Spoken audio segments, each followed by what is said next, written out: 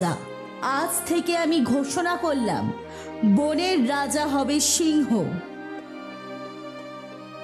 আর আমি শিয়ালছানাকে আর শিয়ালকে ভুলের শাস্তি স্বরূপ এই বন থেকে চলে যেতে বলছি। এক্ষুনি তুমি বন ছেড়ে চলে যাবে।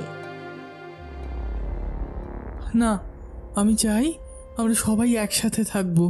কাউকে কোথাও যেতে হবে না, আমরা সবাই এই বনেই থাকবো। বনের নতুন সিংহ রাজার এই বিচারে সকলে খুশি হয়। শেয়ালছানা এগিয়ে আসে সিংহছানার দিকে।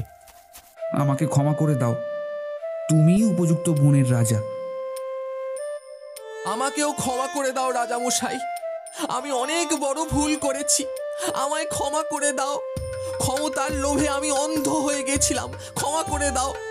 আমার জায়গা এখানে নয়, আমি চলে যাব এই বন ছেড়ে। আমাকে আমার শাস্তি পেতে দাও, আমি এই বন ছেড়ে চলে যাচ্ছি।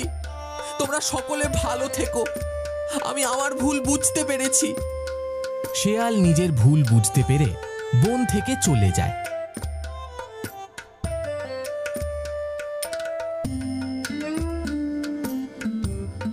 বনে আবার শান্তি ফিরে আসে।